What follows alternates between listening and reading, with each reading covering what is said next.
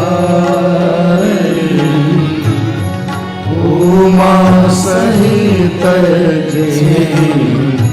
जपत पुरारी मंगल भवन अमंगलहारी उमा सहित जपत पुरारी मंगल भवन अमंगलहारी उमा सहित जपत पुरारी मंगल भवन अमंगलहारी उमा सहित जपत पुरारी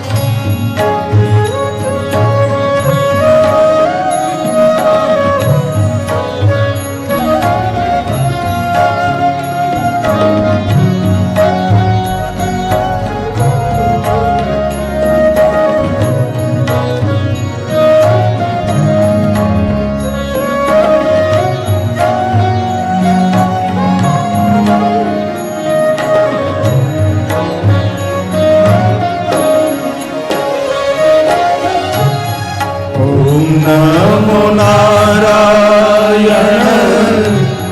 नारायण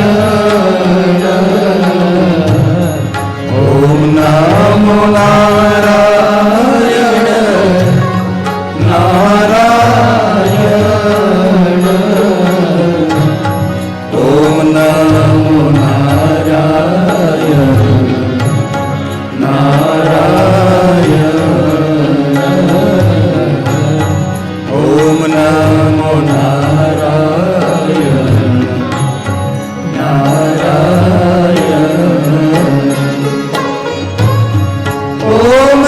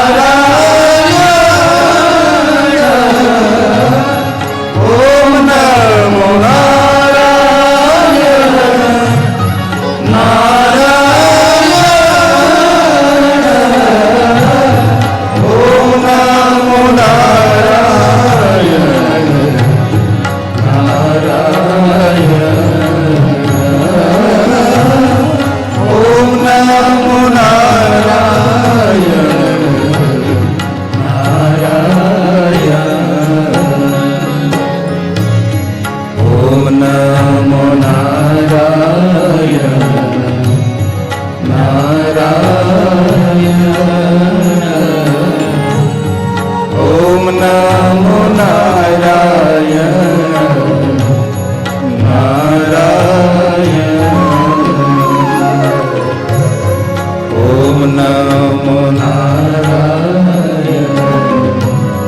नारायण ओम नमो नारायण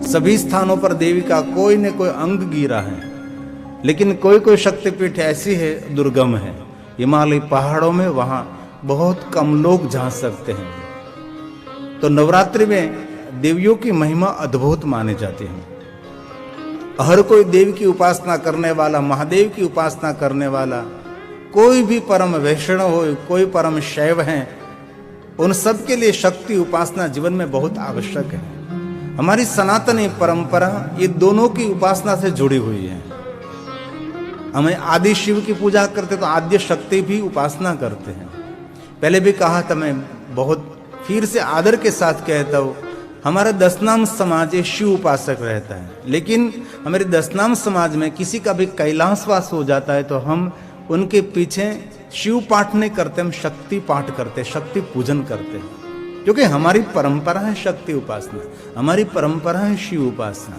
सारा जगत शिव और शक्ति का ही विस्तार है।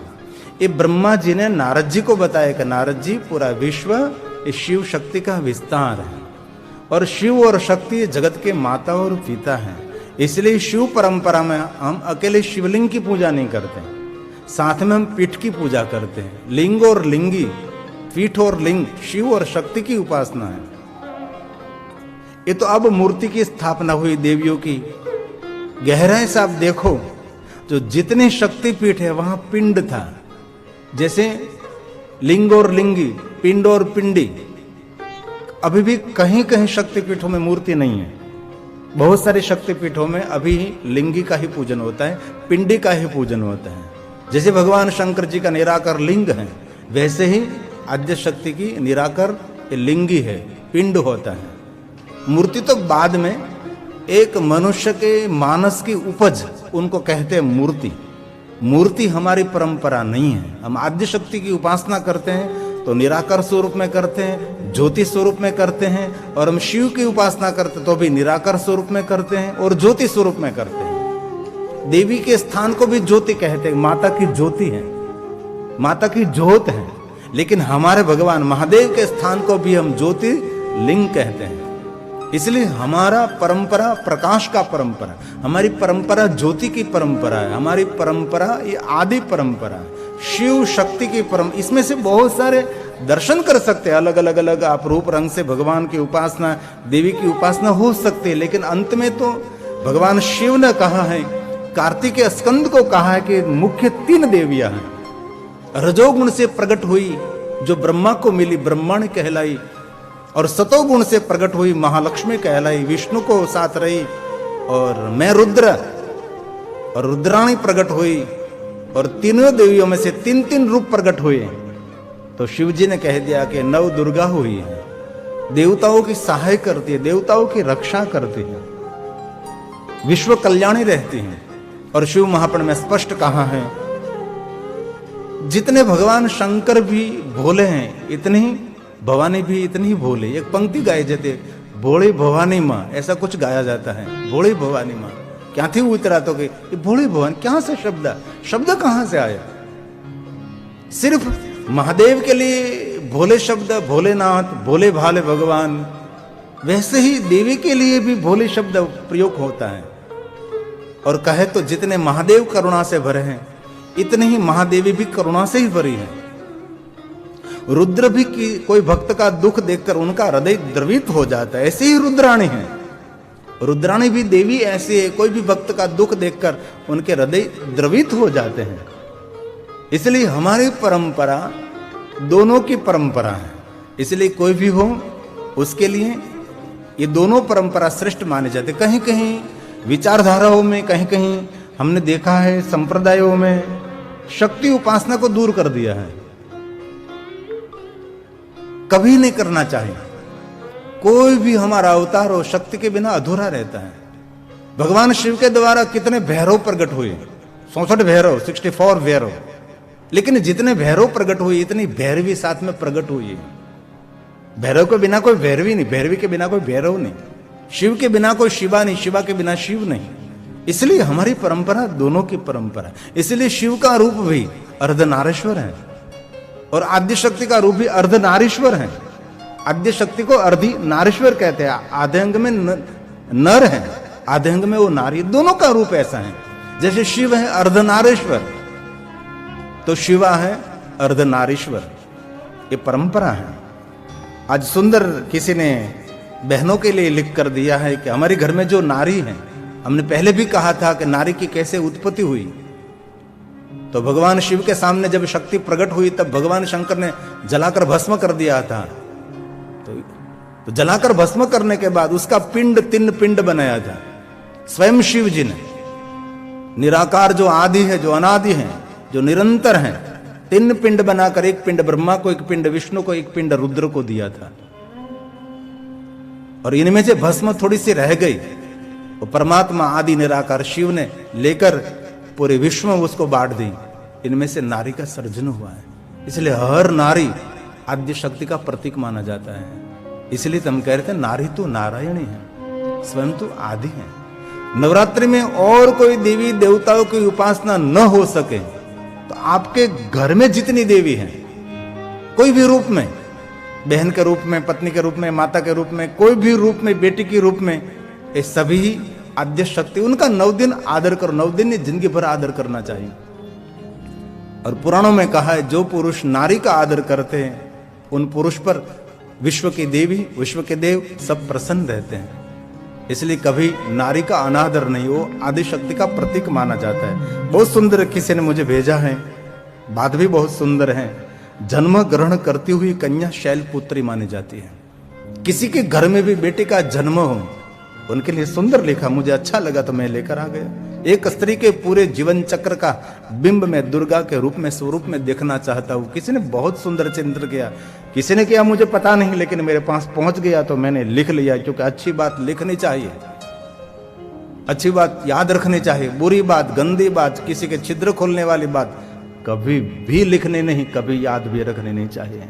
तो किसी के घर में बेटी जब जन्म लेती है वो कन्या शैलपुत्री कहलाती है। बहुत सुंदर बात है। कौमार्य अवस्था तक ब्रह्मचारिणी कहलाती है। कोई भी बेटी जाति ज्ञाति वर्ण भेद ऐसा कुछ भी हमारे पुराणों में नहीं है, तो हमारी एक समाज की व्यवस्था मानी जाती है। जो कुंवारी कन्या है ब्रह्मचारिणी कहलाती है। विवाह से पूर्व तक चंद्रमा के समान निर्मल होती है, वह चंद्र घंटा कहलाती है। कितनी सुंदर बात है। जिनको बेटी मिली, जिनको पुत्री मिली है, उनके लिए तो नव दुर्गा आपके घर में ही मानी जाती है। कहां आप नव दुर्गा को ढूंढने के लिए जाओगे, कहां पता करने के लिए जाओगे, लेकिन आपके घर में आपकी बेटी है, वही नव दुर्गा का स्वरूप माना जाता है। कितनी सुंदर बात है। विवाह से पूर्व तक चंद्रमा के समान निर्मल रहती है बेटी, वो चंद्र घंटा का स्वरूप माना जाता है। और सुंदर बात कही, और नए जीव को जन्म देने के लिए गर्भ धारण करने पर वह कुष्मांडा रहती है। बेटी का विवाह करते तब गर्भ धारण करते हैं, उसको कुष्मांडा कहना चाहिए। ये किसी का चिंतन है। संतान को जन्म देने वाली स्त्री स्कंद माता कहलाती है। कार्तिक को जन्म दिया तभी पार्वती स्कंद माता हुई ने। स्कंद माता मां भवानी, मां पार्वती, ये आद्य शक्ति, पूरा स्कंद पुराण है। हमने कथा सुनी जो कैलाश संहिता का हम गायन कर रहे थे, तब कार्तिकेय ने क्या कहा। वामदेव ऋषि जब कार्तिकेय को प्रश्न कर रहे थे कि भगवान कार्तिकेय आपके पास इतना गहरा ज्ञान कहां से आया, तो भगवान कार्तिकेय ने कहा वामदेव ऋषि को, वामदेव ऋषि मैं मेरी मां का दूध पीता था, तब मेरे पिता शिव मेरी माता को ज्ञान दे रहे थे। मेरी माता का दूध पीते पीते मैंने सब कुछ याद रख लिया है, मुझे सब कुछ स्मृत है, मेरी याद में है। मां का दूध पान करते करते भगवान कार्तिकेय ने महादेव के मुख से जो निकला हुआ तत्व ज्ञान, आदि ज्ञान, गहरा ज्ञान, ये भगवान कार्तिकेय ने श्रवण किया था। और ये कुमार शिखर पर भगवान कार्तिकेय वामदेव ऋषि को तत्व ज्ञान की बातें समझा रहे थे, जो कैलाश संहिता आधारित है। संतान को जन्म दिया तब स्कंद माता कहलाई। इसलिए संतान को जन्म देती स्त्री को स्कंद माता का रूप मानना चाहिए। कितना नारी का आदर है, ये सनातन की महिमा है। हम नारी को पैर की जूती नहीं मानते, जो मानते हैं उनको धरती पर रहने का कोई अधिकार नहीं। नारियों को भी उस लोगों को धुतकार देना चाहिए जो नारी को तुच्छ मानते हैं। और आजकल की बेटी क्या नहीं कर सकती, थोड़ा सा आकाश में उड़ने का उनको अवसर चाहिए, थोड़ी सी स्वतंत्रता चाहिए। उनकी रक्षा सुरक्षा बहुत आवश्यक है, लेकिन ऐसा नहीं कि आप घर में बंद रखो उनको, थोड़ा सा उनको खुला मैदान दीजिए। कुछ भी कर सकती है नारी, लेकिन आपने दिया हुआ संस्कार जो उनके पास हो गए तो आपका गौरव बनेगी नारी। हमारे भारत में से कोई पुरुष का नाम नहीं है अवकाश यात्री में। अवकाश यात्री में हमारे भारत की नारी का ही नाम है। भले अमेरिका में जन्मी है, लेकिन जो लहू था वो तो परंपरा, तो बीज तो भारत का था ना। अवकाश यात्रा में जो पहुंची है सुनीता विलियम, ये कितनी बड़ी बात। कल्पना चावला आते हुए ये रॉकेट टूट गया, वो तो बाकी तो बहुत खजाना लेकर अंतरिक्ष में से आ रही थी। आज भी मैं हमारे परम शिव भक्त, हमारे मधु भाई के परम मित्र नितिन भाई और दिलीप भाई, उसके घर में गया था, उसकी फैक्ट्री का दर्शन करने के लिए। बहुत कुछ मैंने आज देखा जाना। मैंने कहा कि लोग क्या क्या बिजनेस कैसे करते हैं। पायलट बन सकेगी? नहीं। आपका उछेर ही ऐसा होना चाहिए, संस्कार संपन्न। और कुछ भी जीवन में हासिल करने के लिए बहुत सारा योगदान देना पड़ता है। मैंने दोनों बेटियों को कहा कि बेटा, जीवन में जो आगे बढ़ना है तो एक एक घंटे का उपयोग नहीं करना, आधे घंटे का उपयोग नहीं, मिनट मिनट नहीं, एक एक पल पल पल पल का उपयोग करना पड़ता है, तब व्यक्ति। और दूसरी बात मैंने उसको ये सुनाई, सपने को साकार करने के लिए अपने सपने को भी भूलना चाहिए, तो आपके सपने साकार हो सकते हैं।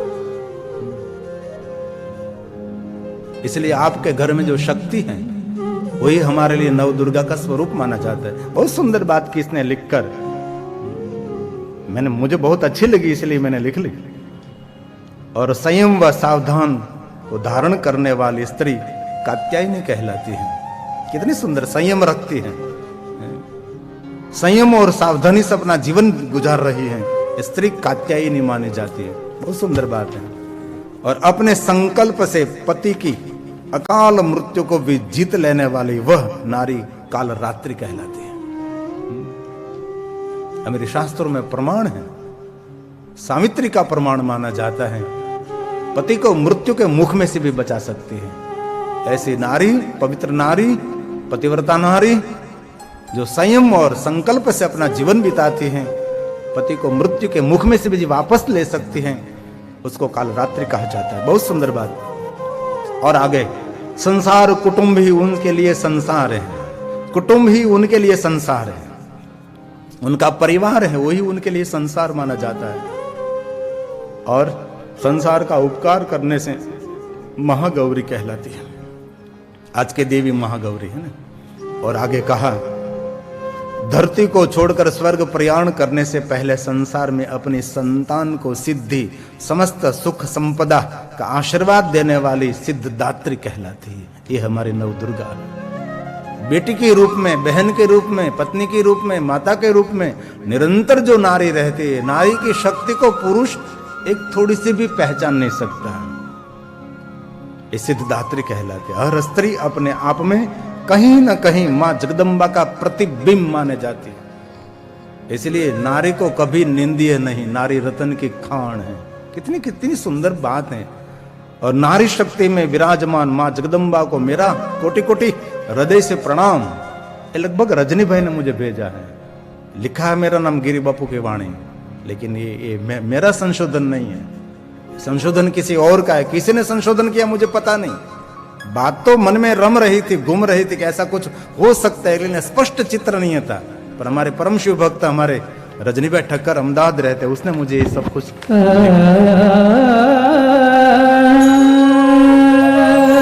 है गौरी, हे ब्रह्मचारिणी, हे चंद्रघंटा, हे महाराज, द्वितीयं ब्रह्मचारिणी, तृतीयं चंद्रघंटेति, कूष्मांडेति, चतुर्थकं हे नवदुर्गा, पंचमं स्कंदमातेति, षष्ठं कात्यायनीति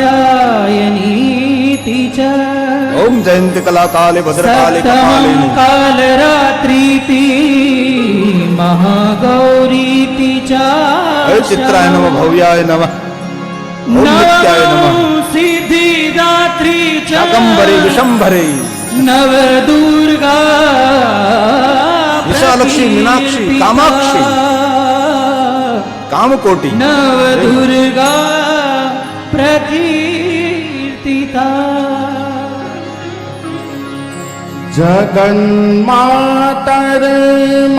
जगन्मातर्मातस्तव चरण सेवान रचिता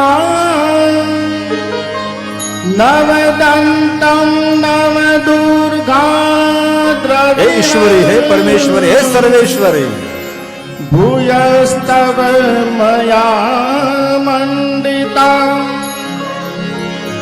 तथापि त्वं स्नेहं दुर्गा मयि निरूपं यत् प्रकुरुषे हे चित्रूपा हृदय रूपा मन रूपा स्वरूपा हे मां जगदम्बा कुपुत्रो जयेत् क्वचिदपि कुमाता न भवति भगवती हे दुर्गा क्षमा शिवा धात्री स्वाहा स्वधा नमस्तुते सर्वस्वरूपे सर्वेशे सर्वशक्ति समन्विते भयेभ्यास्त्रहीनो देवी दुर्गे देवी नमोस्तुते नमो देवेश महादेवे हे मां हे मां हे शिवे सततं हे ब्रह्म हृदय वल्लभे नमः विष्णु हृदय वल्लभे नमः नमः प्रकृते भद्राय हे रुद्र हृदय वल्लभा प्रणतास्मका